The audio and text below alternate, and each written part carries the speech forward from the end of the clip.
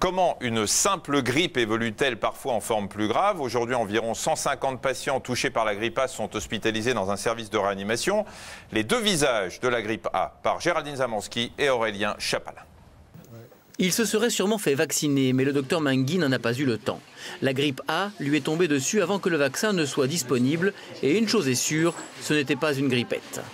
Ça commence très brutalement, vraiment en quelques minutes, un dimanche soir, frisson, fièvre, et tout de suite vraiment un état très particulier de mal-être et d'un état grippal qui vraiment survient en quelques minutes.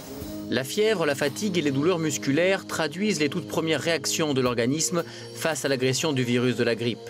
Les défenses immunitaires déclenchent alors une sorte d'alerte générale. Entre le deuxième et le troisième jour, les signes respiratoires commencent, une toux de plus en plus importante, une brûlure respiratoire très importante, les poumons en feu et la muqueuse, comme si la muqueuse bronchique allait s'arracher. J'ai des crachats, peu de sang dans les crachats, enfin un tableau respiratoire assez inquiétant, plus important que dans une grippe normale. À ce moment-là, le virus s'est installé au niveau des bronches. Normalement, leurs parois sont recouvertes de ces petits cils qui filtrent les poussières contenues dans l'air pour protéger les poumons. Mais le virus détruit ces cils. Les bronches sont à vif et s'encombrent. Seule la toux permet d'évacuer ce qui s'y accumule. Ma toux, elle a duré pendant 48 heures environ. Dans la plupart des cas, la guérison arrive en quelques jours. Mais parfois, comme pour cette patiente de 50 ans, le virus peut conduire en réanimation. Moi, je l'ai amenée, elle était debout. Certes, elle a les lèvres bleues, les doigts bleus, mais elle était debout. Et quand au bout de 5 heures, on m'a dit que les médecins étaient toujours avec elle et qu'ils faisaient le maximum, après, on m'a expliqué que peut-être on serait obligé de l'intuber pendant la nuit. Et c'est ce qui est arrivé parce qu'elle s'est enfoncée. Ça a été fulgurant, foudroyant. Ça nous tombe dessus, on n'imagine même pas. Dans le cas de cette patiente, le virus a réussi à atteindre l'extrémité des bronches, les alvéoles pulmonaires, de tout petits sacs entourés de micro-vaisseaux sanguins. Normalement, c'est ici que le gaz carbonique en bleu est évacué, tandis que l'oxygène en rouge passe dans la circulation du sang. Et c'est justement dans cette zone d'échange que le virus s'installe. Là, il abîme les membranes. Le contenu des vaisseaux peut alors entrer dans l'alvéole pulmonaire. Autrement dit, au lieu d'être plein d'air, en noir à la radio, les poumons se remplissent de liquide et apparaissent en blanc. Il s'agit de la radio lors de l'admission aux urgences et on voit, même si c'est un peu asymétrique à ce stade, une atteinte de la base pulmonaire. Et en quelques heures, les deux poumons ont complètement blanchi, témoignant de l'agression pulmonaire qui s'est donc aggravée en l'espace de quelques heures. À ce moment-là, pour cette patiente, il restait juste assez de poumons libres pour que l'assistance respiratoire puisse encore fonctionner.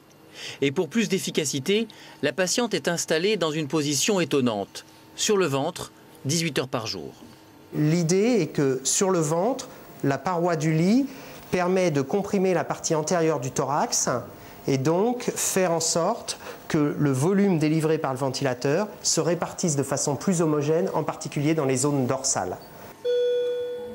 Mais l'atteinte pulmonaire n'est pas la seule menace pour cette patiente. D'autres fonctions vitales sont touchées. L'infection virale a eu un retentissement sur l'ensemble des organes.